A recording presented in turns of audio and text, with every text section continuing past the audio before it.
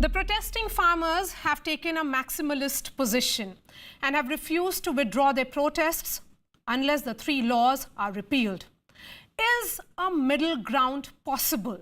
Joining me now is our big newsmaker, Finance Minister Nirmala Sitharaman. Ma'am, thank you so much for your time.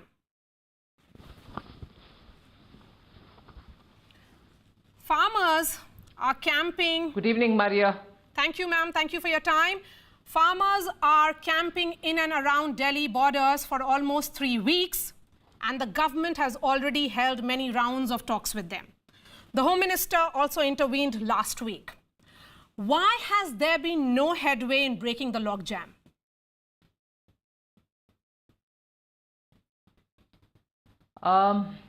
That's a good question to start with, but negotiations are a time-consuming process. If there are issues which have to be clarified, it does take time. So I'm not so concerned about time-consuming exercise. But what worries me at this stage is those protesting farmers are probably not specifying the issues on which they want the negotiations. After all, the concerned minister, Agriculture Minister Tomar ji and Piyush Goyal ji are both sitting and saying we are quite okay with talking about every aspect of the law, the 3 laws which have now become the law of the land. So I think the process is getting a bit stretched because specific concerns are not being voiced. There's a lot of talking from the side of those who are representing the farmers who are still not very specific on what is it that they are concerned about. Okay, ma'am. And therefore it's going to... Yes. Yeah. Because despite the government's assurance that MSP won't be touched among all other concessions, the farmers are adamant on their single point demand that these laws must be repealed because they are saying that ye kala kanoon hai. Is rollback an option? But Maria, where is MSP linked to this whole debate? The 3 laws have nothing to do with MSP. First, let that be clear. MSP continues, in fact continues better with Prime Minister Modi. 2014 till 19 and 19 till now, we've had record procurement at good prices, and the quantum procured is also like never before. So linking MSP to this debate is absolutely unrelated, although it relates to the farmers as a concern.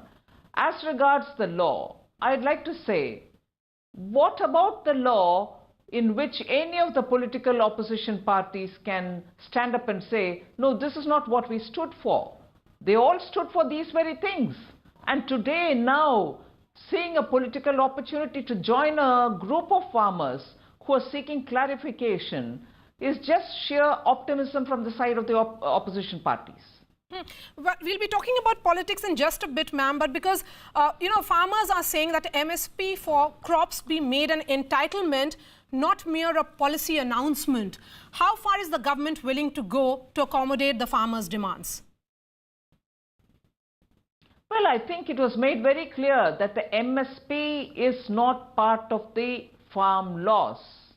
These are just very clearly issues which are being brought about in this context. When the data shows clearly MSP is out of the farm laws and it continues like before, where are they linked?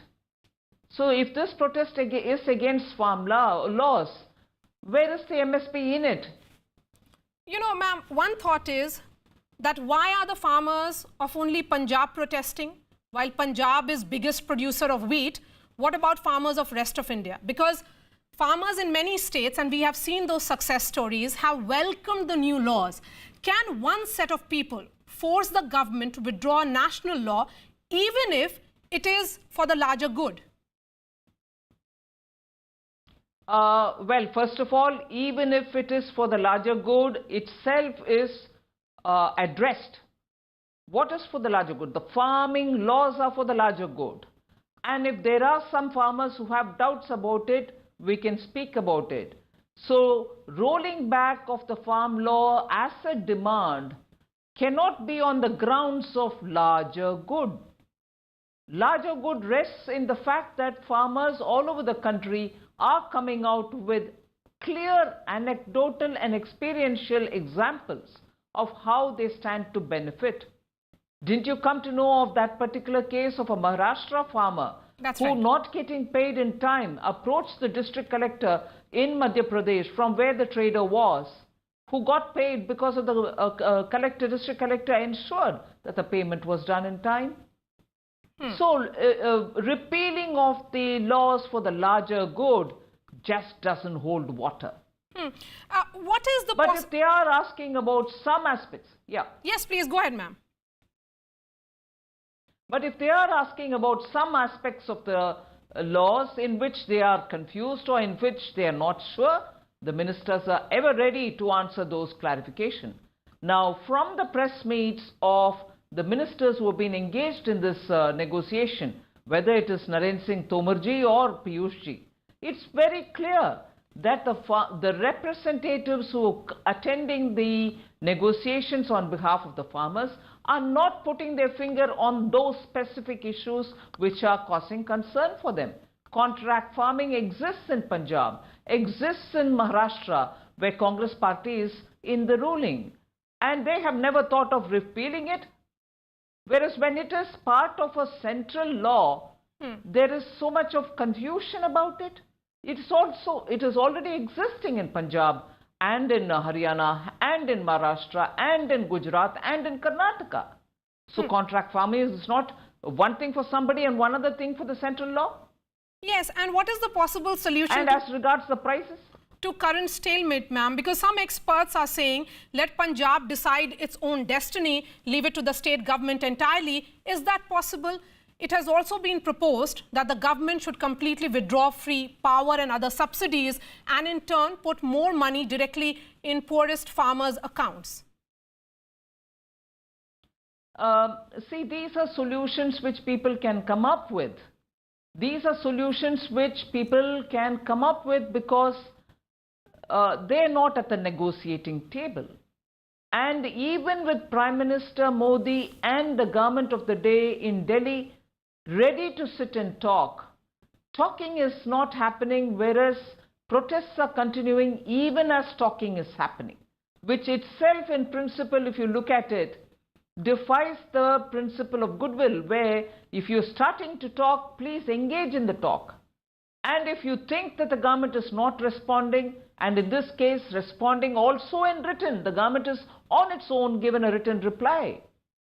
So that's where I think the minister's statement, Piyush Goyalji's statement, that probably this whole negotiation has been hijacked. The farmers' protest, which is on questions of they not being clear, probably is gotten hijacked by such elements for whom protest in India is now becoming an exercise to recover some of their lost ground, bring the brotherhood from all over the world, and also have all the old boys associations stand up and speak from their respected think tanks centers, and also those who have a column space available for publishing in global newspapers to publish articles against this government.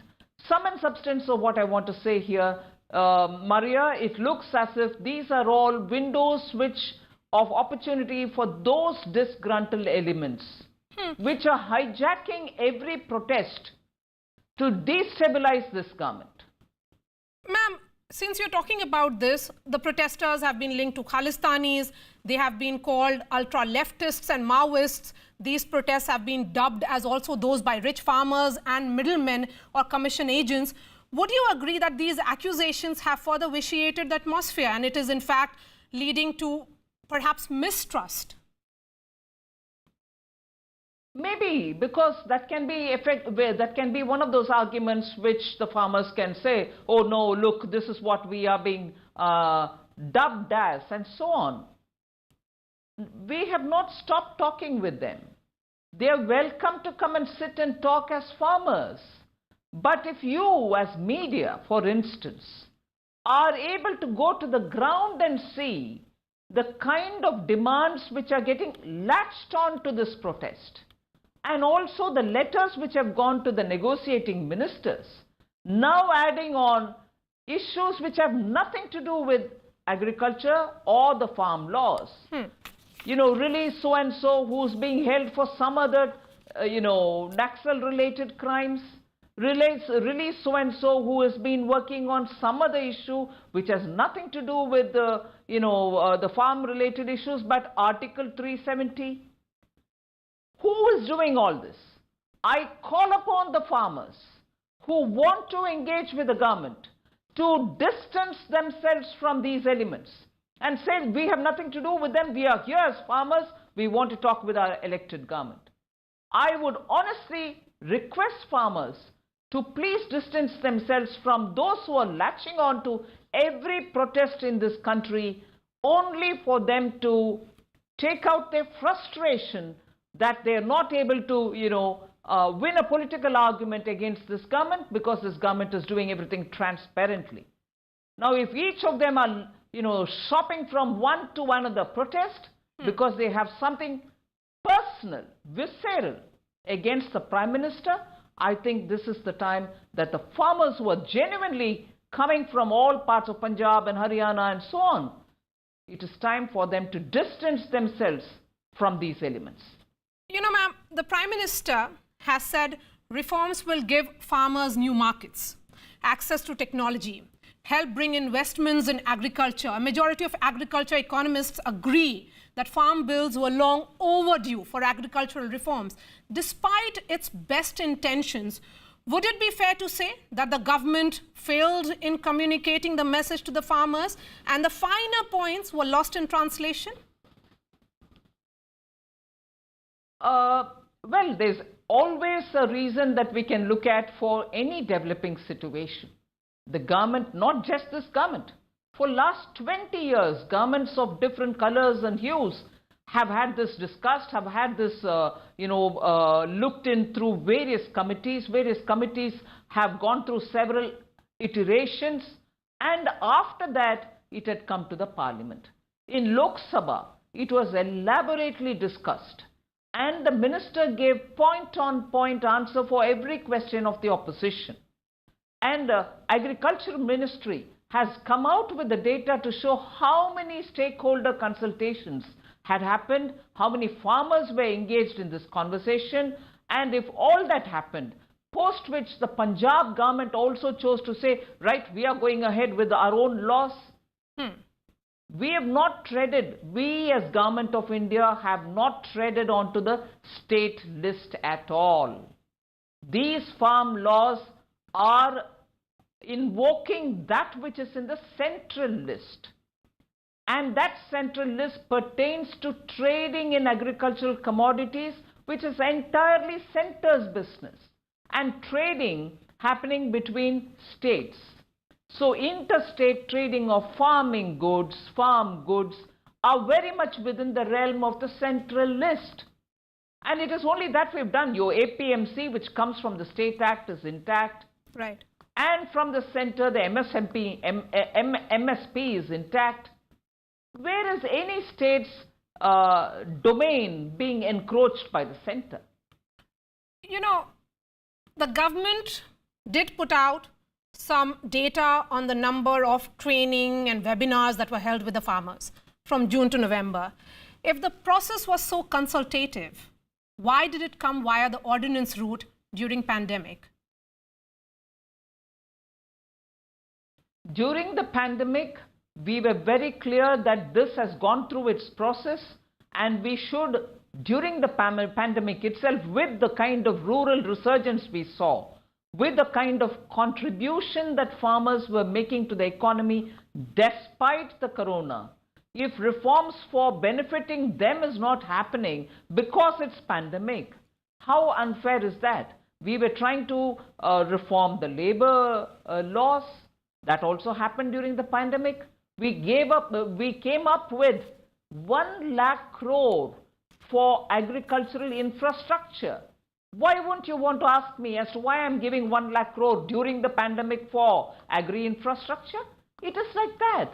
Every step will have to be taken in good succession so that those who desperately have waited now for more than 60 years for a reform in agriculture. Maria, yes, we are often pointed out. Just let me say this to you. Yes. We are often told, oh, Prime Minister Modi is nowhere near 1991 reform agenda. Look what Dr. Manmohan Singh under the leadership of Narasimha Rao did. That was reform. After that, nothing has happened. Forgetting that Dr. Manmohan Singh, after that, literally after 20 years, after 15 years, became the Prime Minister again, and he couldn't do this. He couldn't do it in 91. He couldn't do it in between 2004 and 14. Although it was in their manifesto of 2019. And we do it now. Although then the agriculture minister during 2004 to 14, yes, Sharad Pawarji had written letters saying we should privatize, give opportunity for the farmers. Now, a prime minister who couldn't do it despite his achievements of 1991, who couldn't do it in his 10 years, and people do point out to Modi saying, oh no, you've not achieved much, when he does the same reform to which all of them subscribe till today. What does it mean? Does it not highlight their hypocrisy? Does that not highlight the fact that they are seeing a political opportunity to destabilize an elected government? So That's exactly what is happening. So are you saying that this is the 1991 moment for Indian agricultural reforms? No, there are several that Modi has done between 14 and 19. Several. GST, IBC, labor codes, systemic reforms in many of those sectors which have got opened up, as a result of which you're getting FDI. Banking sector, regulatory bodies, each one of them is a substantial systemic reform which is being carried out. Bringing some 1,500 odd archaic laws out of the box and saying no longer will these be useful because they were becoming instruments of discretion and therefore corruption was breeding. We removed them all. So Modi's list of reform continues. Okay. I'm talking about a specific point in the farm laws, ma'am, and much of the opposition is just one of the 3 new laws.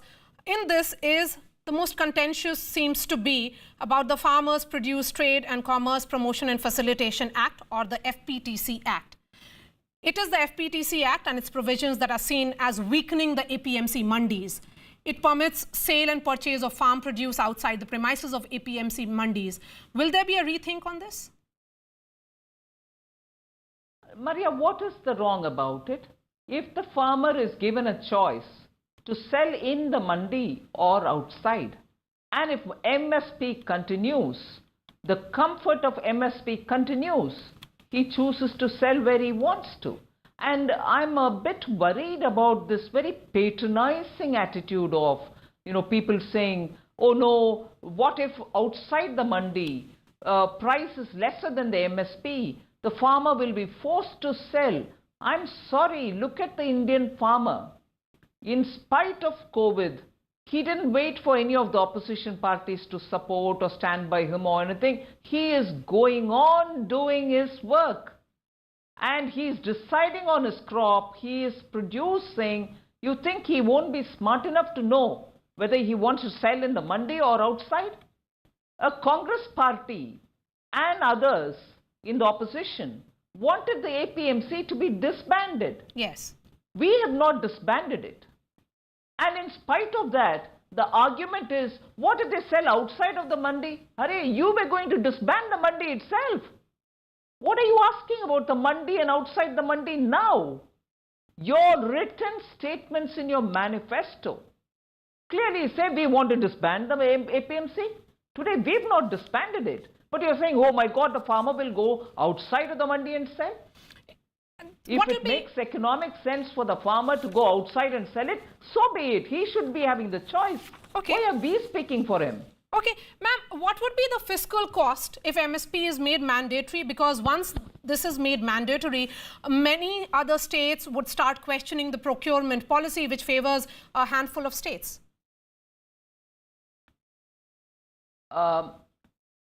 When we say mandatory, Maria, let us understand one thing.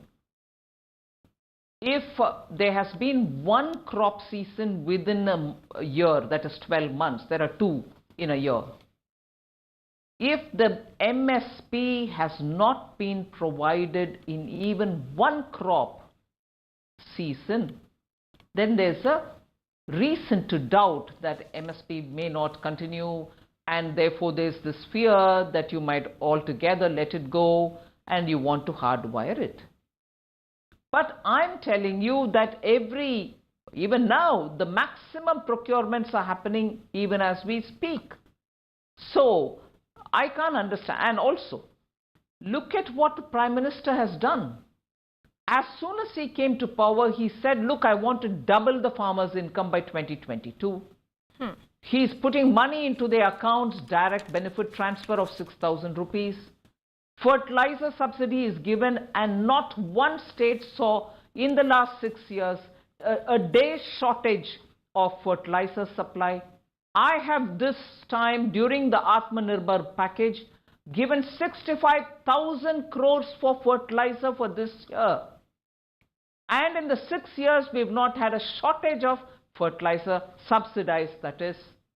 And after that, you also get interest subvention given to the farmer in the loans that he takes for the crops. KCC card is given to them. I do not want to do this as an exercise to say so much is being spent on the farmer. He deserves the money, he will be given the money. And it is not Modi's government which will grudge giving it to the farmer. But I want to speak of those parties which are now joining hands to say, oh yes, make MSP mandatory. In their time, the procurement was even 1/10 of what we were procuring now. And look at their gumption to say, oh my God, farmer, give them MSP. You didn't even procure of the 23 which is listed there. You stopped always after you procured some amount of wheat and paddy. You didn't think of cultivating oilseed growers. You didn't think of coarse grains. And today you're saying, oh my God, we need to have MSP guaranteed. I'm sorry, if you take the actual figures of farmer and farmer welfare between 2004 and 14, I do not want to say this at all as a point of discussion. Okay. I want to keep my hands in the, almost kar jod karke. I want, with vinamrata, I want to say, what a bitter thing to say, and it breaks my heart.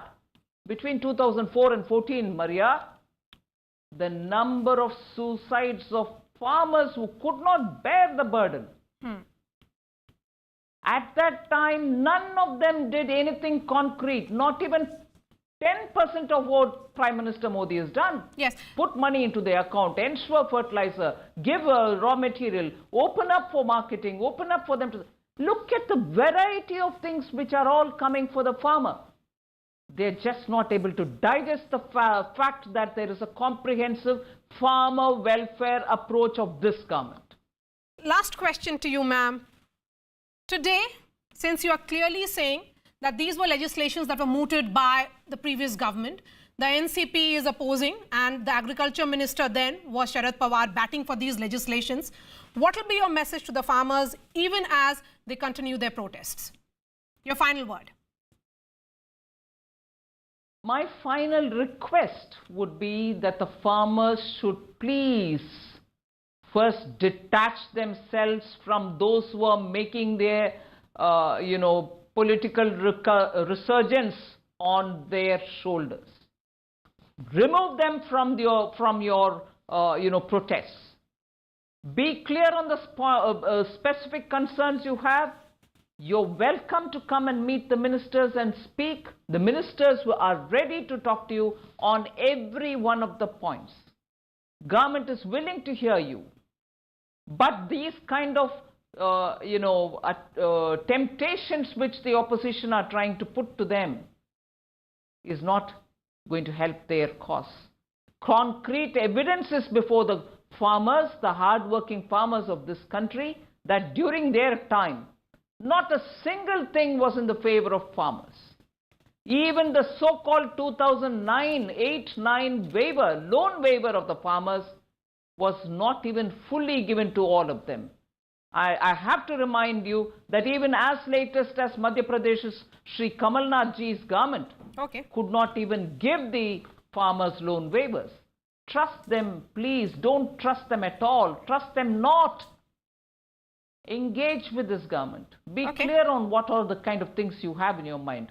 And issues which have nothing to do with the farm laws should not be ideally brought here. This is not the platform for it. All right. Thank you so much for your time, Nirmala Sitharaman. Always a pleasure to speak to you. Thank you for this interview. Thank you, Maria, for giving me this opportunity.